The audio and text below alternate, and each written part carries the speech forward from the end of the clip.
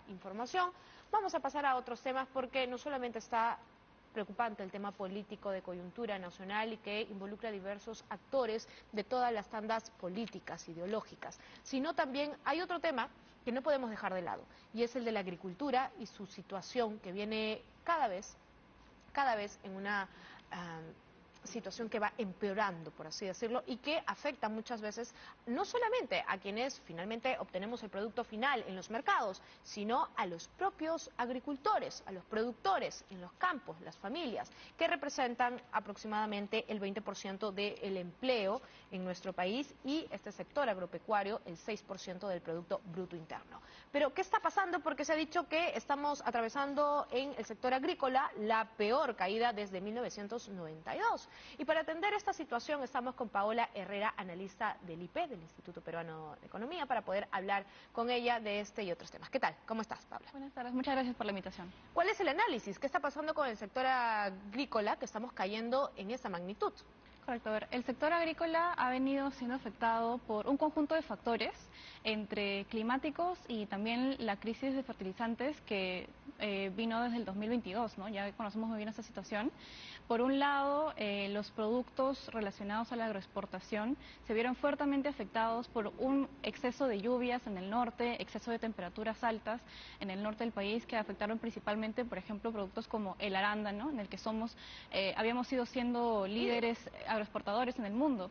Y por el otro lado, por el caso de los productos que son de consumo local, como la papa, el maíz, el arroz, estos más bien fueron afectados por escasez de lluvias en la sierra centro y sur del país, y también porque la campaña de siembra fue menor a la de años anteriores por esta crisis de fertilizantes que hubo, ¿no? Por el incremento de precios de fertilizantes, la escasez, muchos agricultores, sobre todo ahí está concentrada la pequeña agricultura, la agricultura familiar, tuvieron que reducir su cantidad, sus hectáreas de cultivo, de siembra, y por lo tanto el cultivo también fue menor. A ver, hablamos de, por ejemplo, 1.8 millones de productores agrarios que cultivan menos de 5 hectáreas. Exacto, esos son la agricultura familiar.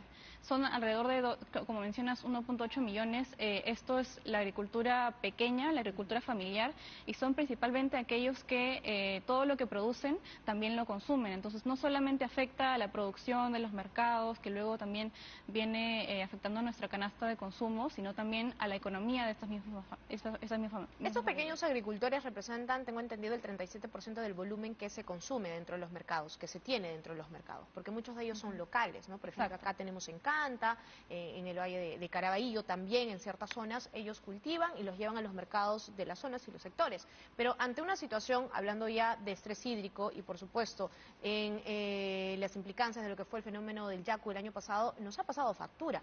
¿Y esto va a poder extenderse todo el 2024 o cómo salimos de esta situación?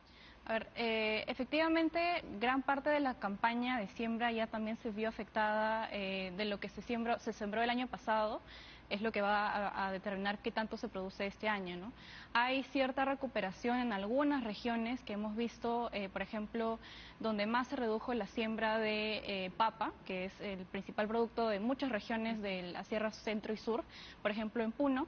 Esta última campaña que viene, todavía tenemos cifras hasta noviembre, recién del año pasado, viene mejorando relativamente, ¿no? Viene rebotando, mejor dicho, ¿no? Porque en la campaña anterior, la que acabó en el 2022, ahí hubo una caída muy importante. Entonces puede haber cierta recuperación por ese lado, pero igual va a ser un rebote nada más. Entonces, que vayamos a producir más de los niveles del 2022 o del 2021, eso va a depender mucho de qué tan rápido se pueda dar la recuperación. Y en el caso también de las regiones del norte y la costa sur, ahí todavía vienen reduciéndose hacia los fines del año pasado, se han reducido la siembra de algunos productos muy importantes como el arroz, el maíz, y esto va a determinar que este año pueda producirse incluso menos de lo que se produjo el año pasado. ¿Y qué es lo que queda por hacer entonces este año para no repetir la historia? Definitivamente este año no se espera que enfrentemos fenómenos climáticos tan fuertes como los del año pasado, ¿no? El fenómeno del Niño cada vez se espera que sea más débil de lo esperado, no se espera que haya otro ciclón, no se espera otra crisis de fertilizantes tampoco. Entonces, relativamente va a haber cierta recuperación en algunos sectores, en algunas regiones, en algunos productos, pero todavía lo que se vaya a recuperar es, este año va a ser muy poco. El sector, por ejemplo, agroexportador, cayó el volumen de exportado principalmente por la caída de exportaciones de arándanos, y eso es algo que no se veía en muchos años, ¿no? Desde que tenemos data registrada. Entonces, es un sector con mucho potencial para el que ahorita falta todavía mucho espacio para crecer. Hay un montón de políticas que deben implementarse. Por un lado va la infraestructura, ¿no? Deben seguir acelerándose el destrabe de proyectos de gran irrigación en el norte, en el sur. Es un pilar demasiado importante que, por ejemplo, Chavimochic, que recién está viendo las luces para poder destrabarse y finalmente ejecutarse, más o menos se estima que se duplicaría la frontera agrícola de estos agroexportadores. Entonces, es un beneficio demasiado alto que ya no debe seguir posponiéndose. Y, por otro lado, también todavía falta espacio para seguir innovando, para seguir fomentando las mayores tecnologías, no solo en la agroexportación, el agro formal, en la agricultura que es ahora ya moderna, sino para poder seguir permitiendo que los pequeños y medianos agricultores todavía también tengan acceso a estas tecnologías, para que puedan aprovechar de mejor manera el agua que tienen disponible.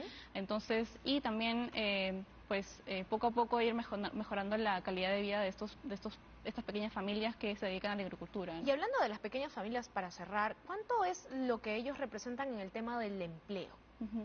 Claro, alrededor de 1/5 de todos los trabajadores del Perú se dedican a la agricultura, y más o menos, como mencionaba, son cerca de 2 millones que son netamente pequeños, pero más allá de incluso sumando a los pequeños y a este quinto de todos los trabajadores que son de agricultura, la gran mayoría son informales. Entonces, son los que tienen una inestabilidad laboral mayor que en el resto de sectores, y son los que, digamos, este tipo de choques climáticos, de choques externos, les pegan mucho más.